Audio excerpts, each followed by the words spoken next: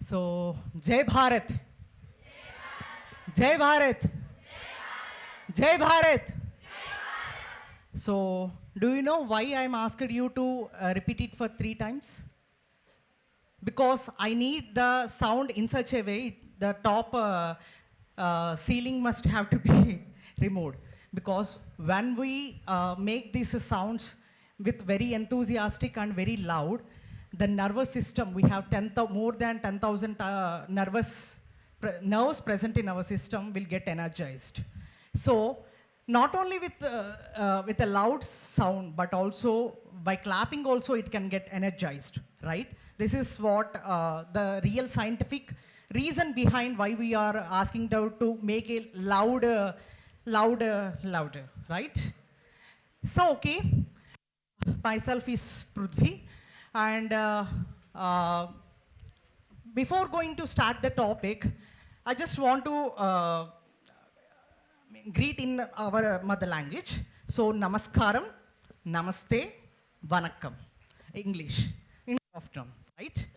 So, why I'm using these 4 languages means we have India is a country where you can feel different languages, cultures, traditions, customs, whatnot.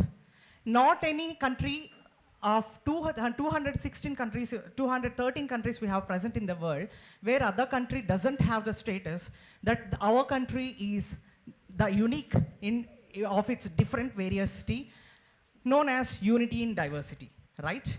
So that shows why India is called as a subcontinent. So India has its subcontinent due to its diversity, knowledge, system, culture, tradition. Then why we are teaching India need to get a quality education? Why? All we know that the world's oldest university is Nalanda from our India, right? So more than thousands of courses that are offered in the Nalanda University long back before thousands of years is making us to recall us why you are not able to learn 6 courses in a class. The system is in such a way to transforms, right? So coming to the scenario, education is a right to implemented that given by the Constitution of India. But why quality education? Education is there, then why quality education? Is it really needed? So we have to question ourselves. Before quality education, I would like to tell that, I would like to bring notice that our ancient India has Guru Sishya tradition, like our Gurukulas. Before education system was introduced by Lord Thomas in India in 1830, India has its own Gurukulas education system, where you can learn not only the education, life skills, skills that required for sustainable living. Those are segregated in such a way, the people who are capable to do certain works into certain groups that is not diversified with the caste or religion, that are diversified with their capabilities. Like, if a person is good enough with wisdom and learning the new things, he will ask to read Puranas or other our traditional subjects. If a person is well enough with the strong capabilities, he can learn the martial arts, or any physical physical courses that related to protection and everything. So this segregation we did from the tradition, from the generations onwards, from the Guru Sishya education system. But why not in the new modern society? As the previous speakers discussed, not every student will be same. Not every student will be the same. They have their individual flexibility of learning, adaptivity, and they have their own individual capabilities. Then why we are asking everyone to read the same or implementing the same? This is one of the biggest question that rising among the most of the people, right? So coming to the scenario, like we are coming across many news that BTech Wala started a new chai, and now that is considered as a BTech Chai Wala, right? Now MBA people, now they started samosa and pakodi, and now they are coming with the new startups. But the system is the world with a new approach, right? So why we are doing this? Because in Telugu one slogan is there, Koti Vidyalu Kuti Goraki. Like what we are doing, everything for the sake of our survival. So survival for the fittest is very important because due to its global competition. But we have to learn, access and develop ourselves with the passion what we are planning to do. If a person asks to read what is not passion about the thing about him, he can't survive, right? Like the so-called the greatest person of the century, Albert Einstein once said, you can't ask a monkey and a fish to climb a tree because every individual have its own capability. Fish can do wonders in the water where monkey can do by the trees. So we cannot compare one person with another person with having their one particular set of skills or abilities that they have. This is what the comparison has its positive and its negative of these days, present nowadays, right? So what the system needs? Yes, quality education is needed, and even United Nations gave us a goal called Sustainable Development Goal 4, that is quality education, out of 17 SDGs that implemented so far. So by the agenda of 2020, 2030 and now 2050 also, Millennium Goals, Sustainable Development Goals. So what's the need of the Sustainable Development Goal, particularly the quality education concept? We are learning, we are making communication skills, and we are making collaborations, okay, up to the fine.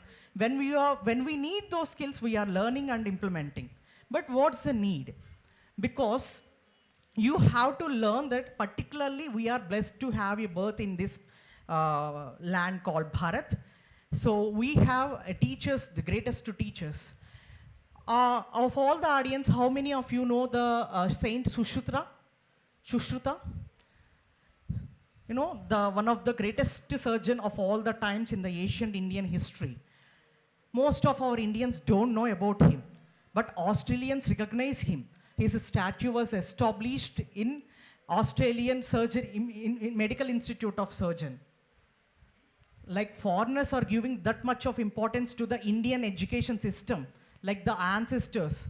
Nowadays, the pose is in such a way, no one is planning to call zero. People are calling nowadays with woe. Why? 2.0, 3.0, why not zero? That question must have to be raised from yourself, because we learned our system education to be very strongest in the past. All we need to recollect the past education system in order to maintain some technological balance. Most of the major students we are doing is reading, just mug-upping and just putting in the papers. What is the real importance? When I have these type of discussions with the students, one person is asked, so what's the use of trigonometry? So they asked me to what sin theta, tan theta, cot theta. So what's the use of that? Then one mathematics teacher took that mic and she answered that there is an application.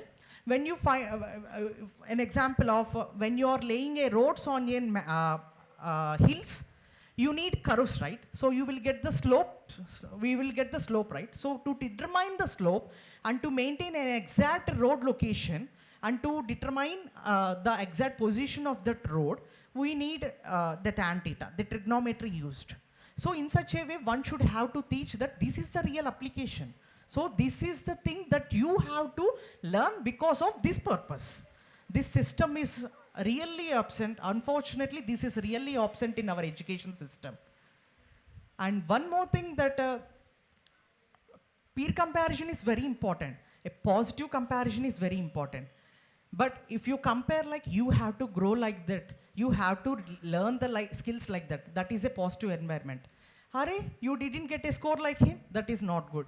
This type of treatment especially from the parents, makes students to get stress.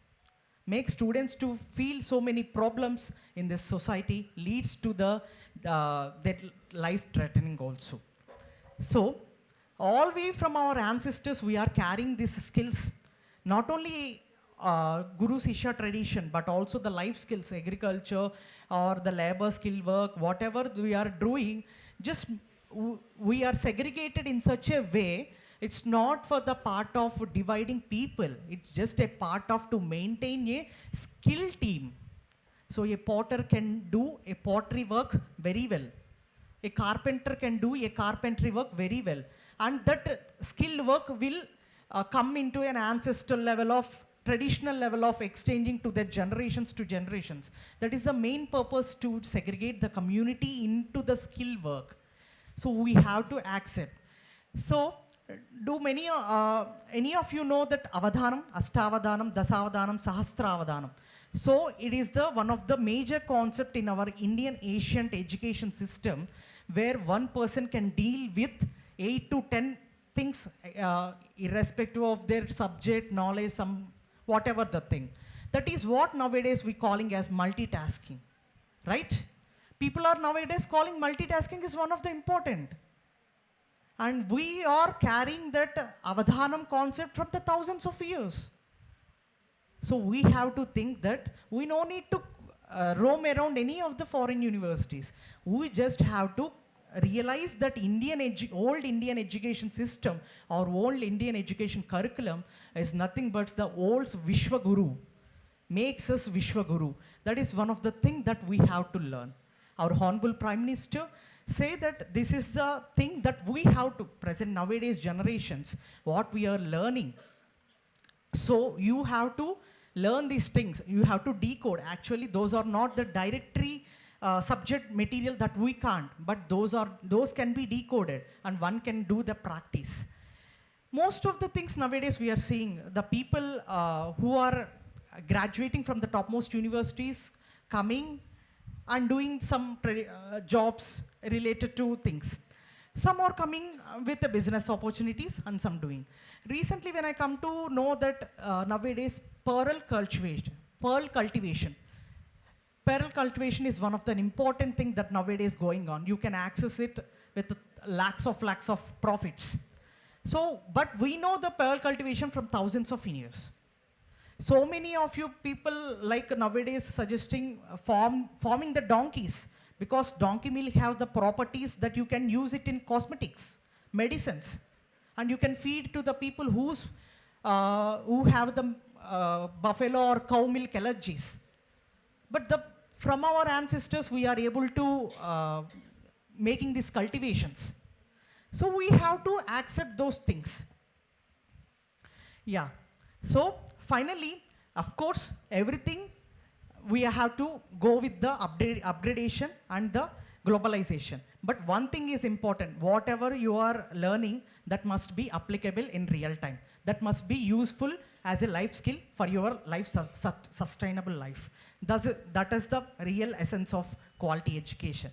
So finally, I just want to conclude the 4G principle of development, where I really implemented in my life. The first G is groping. Groping means searching. You have to grope the things that really need for your skills. So if you need on a particular mastery skills, you have to grope what you can able to access. Second, gathering. You have to gather the required resources, materials that required that to upgrade your skill. Third one is growing. When you have enough resources, you have to grow. And the fourth one is giving. When you are enough grow, you have to lend your services to the other. That is what we call the peer community service. So by concluding this, students, I request government to include community service like NSS, youth or voluntary organizations, to be part of youth voluntary organizations, and a robust curriculum including academics and non-academics must have to be mandatory. Then only a person can be mastery in multiple things. That is the essence of quality educations, that what United Nations represent us. Thank you. Jai Hind.